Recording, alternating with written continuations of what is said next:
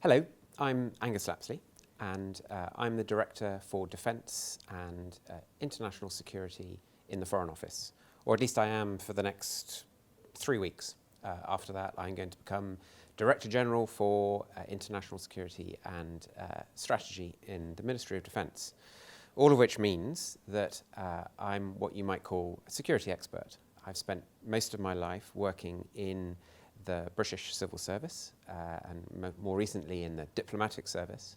And most of my career has been spent working on issues around European security and how Britain finds its way in the world.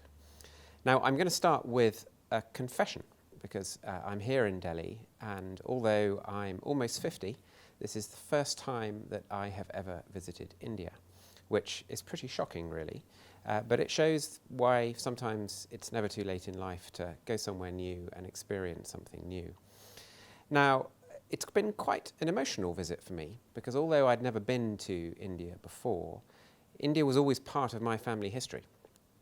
My grandfather, who was a bank manager from a county in England called Norfolk, he was sent to India as an officer during the Second World War, and he arrived and spent 2 years in Calcutta, before gradually moving down through Burma, Malaysia, and then to Singapore as part of the British Army. And he came back with a few memories, things that he used to tell me when I was a boy. But he came back with an abiding love of India and an abiding respect for the Indians that he met, and in particular the soldiers that he served with during the war. So this might be my first time here, but I kind of feel as though my family's been here before. And that's quite a warm and emotional experience. But I came here partly to learn about what are the defence and security challenges that India faces as a country, and try and see whether they related to the similar challenges that we face in Britain, and what that meant about what we might be able to do together as countries in a world that is changing so fast around us. So what I thought I would do today is share a little bit about what I think I've learned and how I think Britain and India, despite all our differences and despite the fact we're on different sides of the world, actually have a lot in common that we can work on. So let me start with what I think are the big issues for Britain and our security. Now, Mikhail Gorbachev many years ago was asked by an interviewer, by a journalist, what he thought, in one word, was the state of the Russian economy. And he said, in one word, it's good. But in 2 words, it's not good. And to be honest, I sometimes feel that about Britain and our place in the world and our security. The fact is, Britain is a very safe place to live in. We're a very prosperous place. We have fantastic armed forces and a very efficient police force and security services. And by and large, most Britons, like me, have grown up knowing only peace and security. But actually, when we look around the world now, we see a situation that is changing, a situation that's becoming more challenging. And I think there are 3 things that we worry about when we think about our security. The first, which is something that I grew up with as a boy, but by the time I'd left university in the early 1990s, I thought was finished, was the threat that we sometimes face from Russia. Now, Russia is a great country. It's a historic nation. It has fantastic culture. And it's an important country. But at the moment, it's going through a phase where it's become quite an aggressive country. And it's reinvesting in military capabilities and other new capabilities in areas like cyber and its intelligence services. And it's using those capabilities in a way designed to provoke and to compete and to contest with certainly Western European countries. And this was really brought home to British people a couple of months ago, earlier this year, when 2 people were attacked in a British town, a beautiful cathedral town called Salisbury, by a chemical weapon. And all the evidence that has emerged since confirms in our mind that the Russian state was behind this attack. So imagine that, a chemical weapon being used in the middle of a market town with people who had little or no connection with Russia, no reason to have any animus towards Russia. And there are many other ways in which Russia is starting to trouble our minds. Its presence in the cyber world, constantly launching cyber attacks against Western companies or Western governments. Now, the last thing Britain wants and has ever wanted is a conflict with Russia. In fact, you have to go back to the Crimean War for the last time that we had a conflict with Russia. We want to live with Russia, trade with Russia, do business with Russia. But we do feel as though we have to look to our own defences and look to be able to deter Russia from taking aggressive action in Europe. Because all of Europe, from the Baltic Sea to the Black Sea, its security is partly Britain's security. And that sense of collective security embodied in the NATO alliance is terribly important to Britain. So that's the first thing we worry about. I think the second thing we worry about, and it's one which I know that for Indians has also very tragically often been a reality of your lives, is terrorism. And London and other cities in Britain have been touched by terrorism, as other European cities like Paris have done over the last couple of years. Now, the roots of that terrorism are complex, and how you deal with that terrorism is very complex. But it's something that we put very much at the top of our security concerns. The third issue, which is a newer one really for most Europeans, is migration. Now, Europe, as you'll know, is a wealthy continent, but we are bounded by regions which are much less fortunate. North Africa, some parts of the Middle East where conflict has been raging, like Syria in particular, and then further south, countries in sub-Saharan Africa where the population has grown far beyond the ability of those countries to provide, in particular, young people with jobs and food and housing. So there is a big population pressure pushing northwards towards Europe. And whilst routes of legal migration into Europe are important, and whilst there is a lot we can do to try and help improve the prospects of growth for those countries through development and through trade, sometimes the situation gets out of hand and you have people moving in an uncontrolled way towards Europe, trying to cross the Sahara, where many hundreds of people lose their lives, trying to cross the Mediterranean, where tragically many hundreds of people have lost their lives. And the heartbreaking pictures of children washed up on beaches in the Mediterranean, I think have made a big impact on Europeans' perspective of what our security means. So the third issue we know we've got to try and grapple is how do we improve conditions, in particular in sub-Saharan Africa, and how do we create the conditions where these people don't feel they need to take these terrible risks to get to Europe. So I'd say those were the three things that we think about most. But we're also conscious that the world is changing around us in bigger ways. The rise of China as an economic and political and military powerhouse, and the rise of many other countries economically. India absolutely to the forefront, but also Brazil, South Africa, and other countries which are starting to take their rightful place at the top of the global economy. So there is a lot changing in the security context that we are working. Technological changes also are things that we have to think about. The nature of warfare is changing as technology drives more and more capabilities. But so also is the nature of competition between states that doesn't reach the threshold of war. And one of the things that we see increasingly is states competing with each other and contesting each other without ever getting to the stage of open conflict. But sometimes the damage that can be caused by the actions in that grey zone are just as serious. For example, if a cyber attack, which may not look like an armed attack, but if it cuts off electricity supplies to hospitals, the consequences can be just as fatal as a bomb or some other kind of armed attack. So that's the world we think we're living in. But what I've been able to do over the last 2 days here in Delhi is talk to a lot of people from the Indian government, but also think tankers and journalists about how you see the world. And I've been picking up themes which I think I understood, but which it's really helpful for me to hear directly from Indian colleagues. So we're very conscious that you live in a difficult neighbourhood. Some of India's neighbours have been very, very difficult to manage over the years. whether it is Pakistan or Bangladesh or other countries with whom you've had complex and difficult relations. We're very conscious too that India is a nuclear power, and with that comes great responsibility and a real need to manage risk and to manage situations in which escalation could happen. That was something that we learnt the hard way through the Cold War.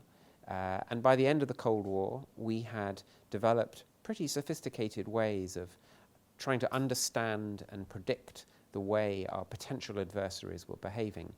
And as a result, managing to avoid situations where things might have got out of hand.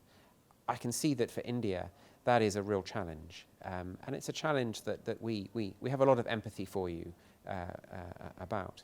We see you too that you also have to deal with the threat of terrorism, whether it is domestically produced or whether it comes from abroad. And lastly, we also see that you are in a part of the world where competition from great powers is ever present. China is in many ways a lot closer to you than it is to us. And whilst we see your efforts to build a constructive, positive relationship with China, just as we try with Russia and indeed with China ourselves, we can see that you live in a world where what we once called great power competition is becoming ever more significant. So that's your strategic situation. You've seen our strategic situation. It's changing. There are political events happening all the time, like Brexit in Britain, which will alter some of our relations with our European neighbours, though not all, because we will still be a member of NATO and we will still have deep cooperation with countries like France and Germany and Italy and Spain. But the world is changing around us. So what is the common agenda that Britain and India can work on in this space, trying to make the world more secure for our citizens? Well, I would say there are three big areas that we should focus on. The first one is what we call the rules-based international system. Now, by that I mean the network of structures and rules and institutions that have built up mostly since the Second World War that allow countries to organize their trade, their cooperation, their defense, their security together. So, for example, one of the issues I spent a lot of time in Delhi talking about was counter-proliferation and the network of regimes and organizations and treaties that allow us to keep control of the spread of nuclear weapons or chemical weapons or biological weapons or indeed missiles or other new military technologies. Now, in the last 10 to 15 years, India has become an important player in many of those organizations and many of those regimes, in particular when it comes to controlling exports, which is a really important national skill or knowledge to have once you become, as India has become, a big, highly connected, industrialized economy. But the rules-based international order is about many other things as well. It's about the international rule of law, for example, the rule of the sea and the right of free passage around the sea, a right which is, we worry, sometimes called into question, in particular in some of the most important choke points of world trade. There are also rules around human rights and access to justice. And increasingly there are agreements that are framing rules for the way the world tackles some of the big problems we have.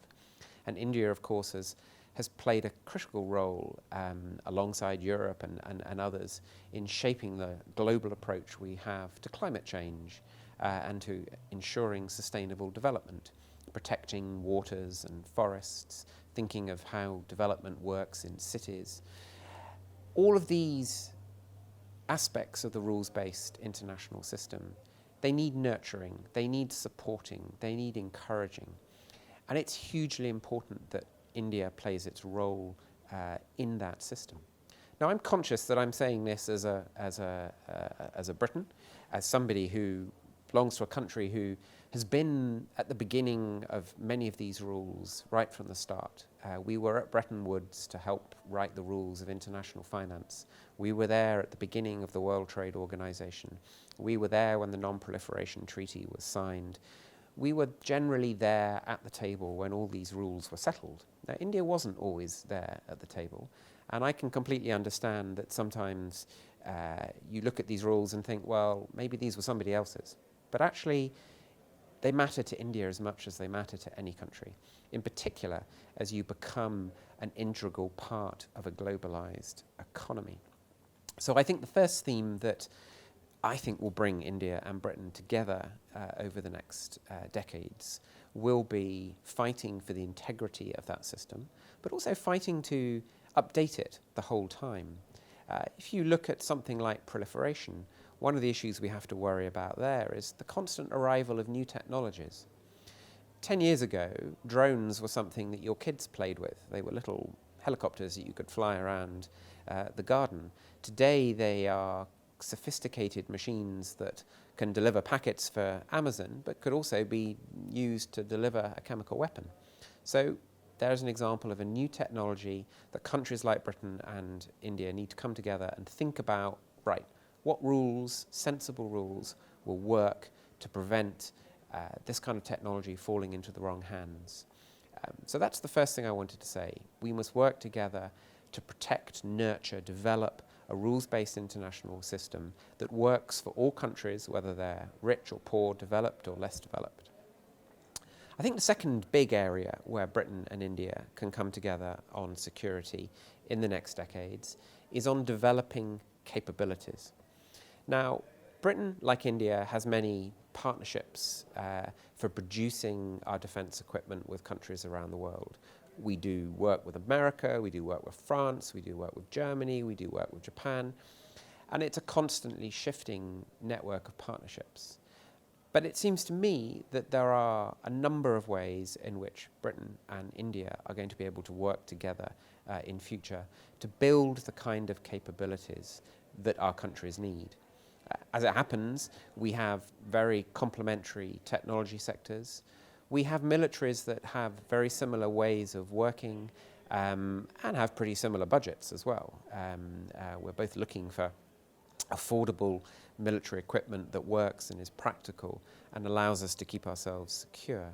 So I think you're going to see the very capable British defence industry and also some of the industries around it in, for example, the cyber sector, working with an ever more capable Indian industry to develop the capabilities of the future that we will not just use ourselves and sometimes use together, but in many cases also serve as a basis for export to other countries. I think there's a real potential in that relationship as you look ahead. But the last point I wanted to make, and the third suggestion I have for what we might be working on in future, is actually about talking about our values and the things that we hold dear as societies and how they will be defended and projected in the modern world. When I left university in the early 1990s, Francis Fukuyama had just written his book predicting the end of history or announcing the end of history. And his thesis then was liberal democracy had won. And it was just a matter of time before any sensible country around the world became a liberal democracy, as that was the best route to prosperity and security for its citizens. And we have made real progress around the world over the last 20 years, with many countries, in particular, for example, in the former Soviet Union, becoming exactly that, liberal democracies. But I don't think we can, for a moment, believe that that trend is inexorable anymore. And in fact, what we're seeing more and more is countries who are not liberal democracies, who are authoritarian and non-democratic, starting to not hide what they are anymore, but to tell the rest of the world, do you know what? Our model is the best one. It's the most efficient one. It's the quickest route to stability and security. It's the quickest route to prosperity. Now, no one can deny the huge achievements of countries like China over the last 30, 40 years in building prosperity. That is one of the great human success stories of our times.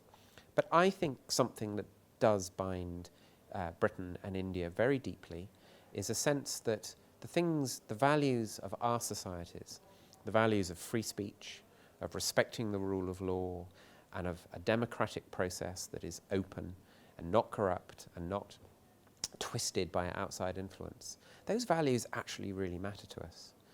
And I think that one of the things that will emerge over the next decade or so is that we will find ourselves more and more coming together to defend that vision, a vision that is deep within the souls of our countries.